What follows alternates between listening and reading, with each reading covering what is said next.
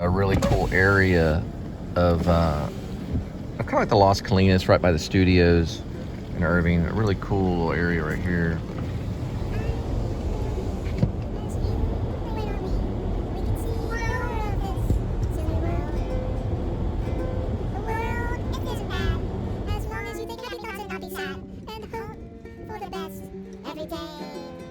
It's a really cool statue.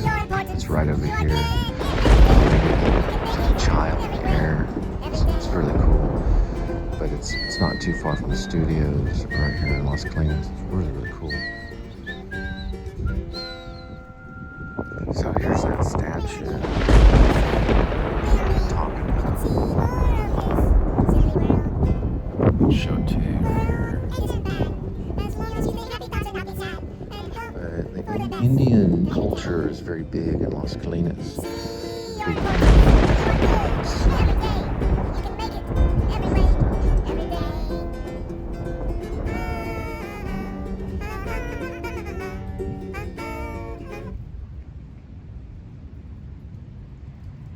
So that's actually one of the statues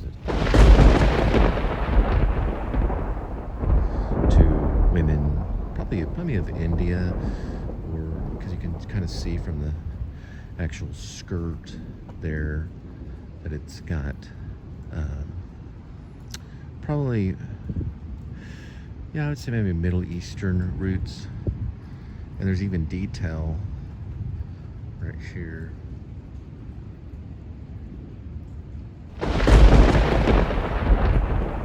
Very, very, very, very beautiful statue.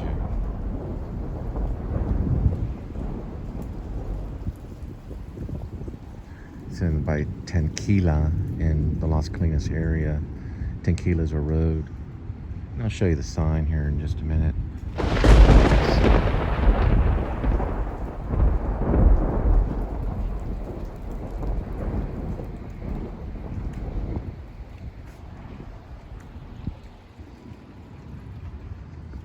En Tienda, La Villeta.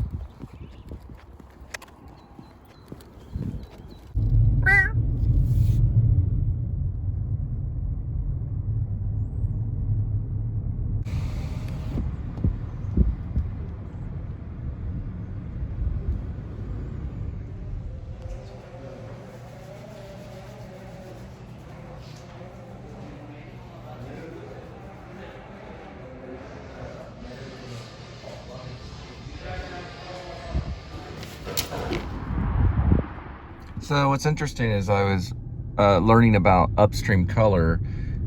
Shane Carruth actually shot the film in the Las Colinas area, and I've been going through some clips and stuff because I don't have the movie yet.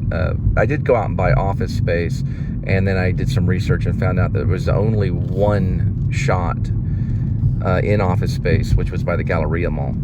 And then everything else is Austin, Florida. But with upstream color, I do remember when I did watch it that there is quite a bit of Las Colinas stuff in it. So I'll have to find out exactly how much. But, you know, a lot of films are rarely ever shot just in one location. Now, some are.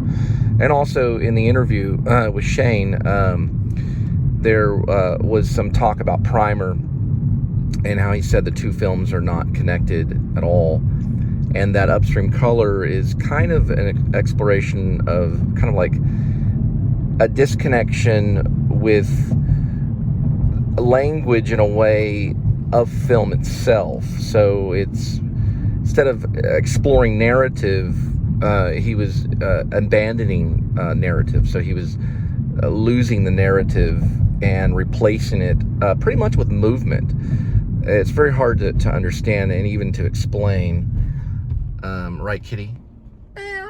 But it was basically an attempt to change narrative in film, or the relationship between narrative and film was very disconnected.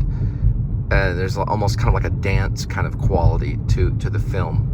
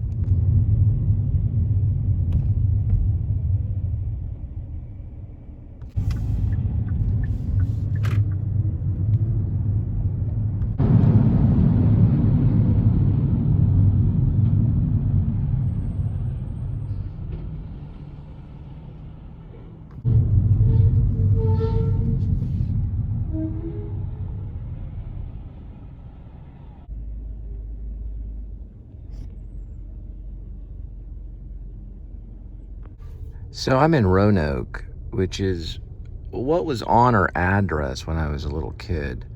That's a Roanoke Tower.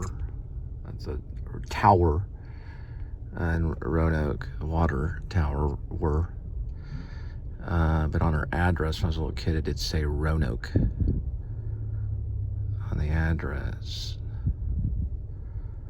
It's a neat little town. I think I have some on my Samsung. That's a cool plate. It says live free or die. It's New Hampshire.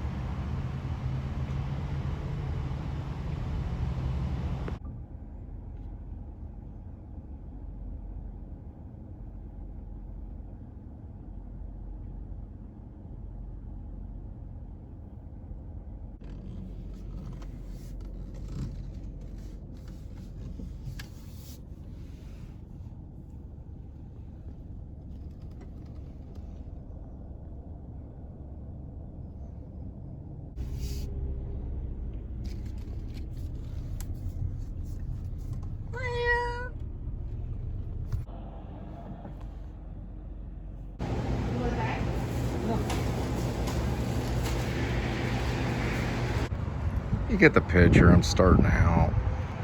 Pretty cool. There's like two Kias right next to each other.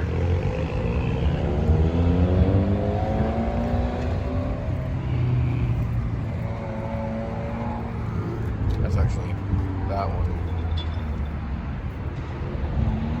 That's pretty funny.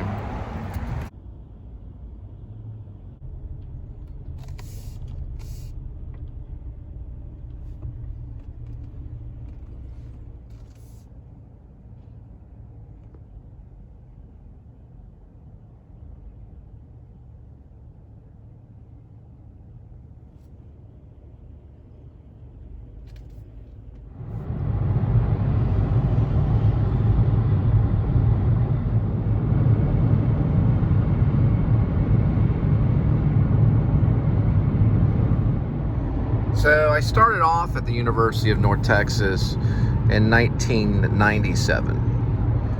And basically what I ended up doing was going basically to school there. And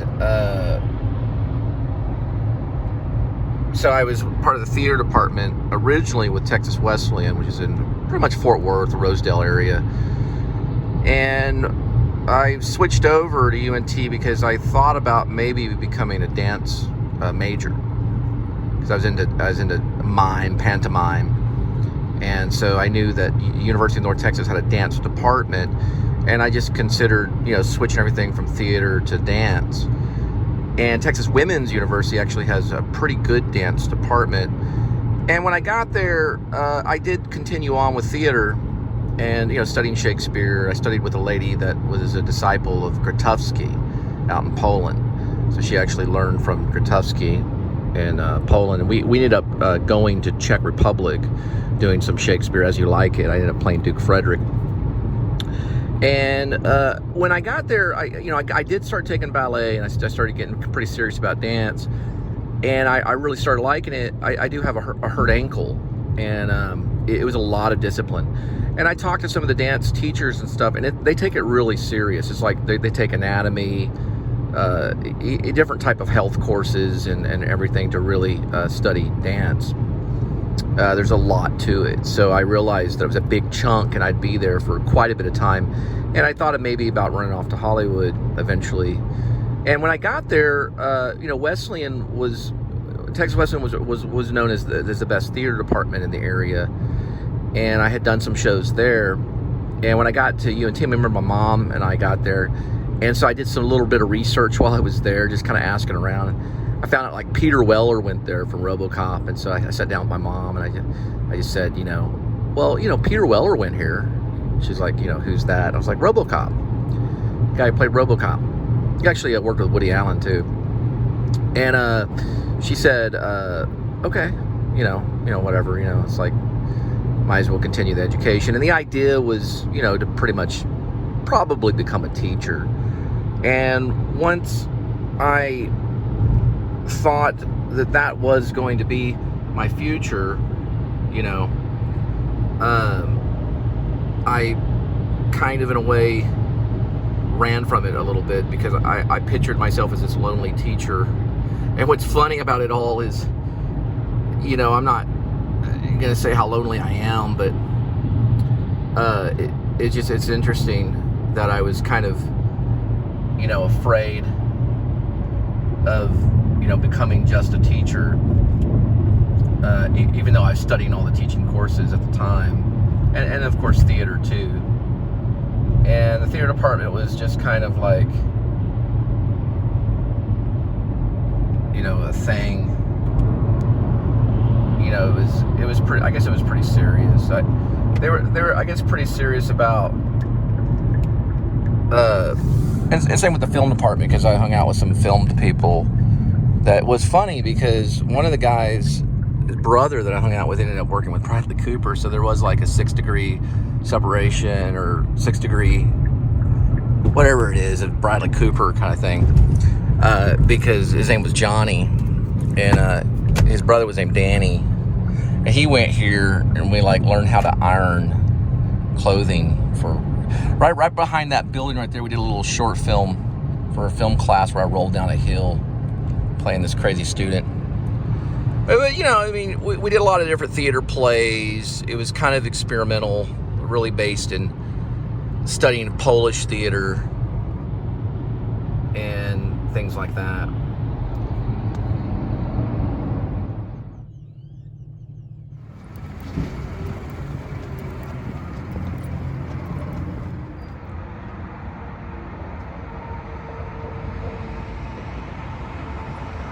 So werewolf movies are very, very cool thing. Boom. Right there among the lights. You can kind of see it floating. We'll see it in a minute. So the idea behind werewolf movies is that a lot of times, you know, they affect like a community or more than one person. So there's several victims and it goes on and on. The community usually, in a lot of them, the community gets involved. So it's a group that goes after the werewolf in a lot of cases. It's usually one expert hunter kind of thing.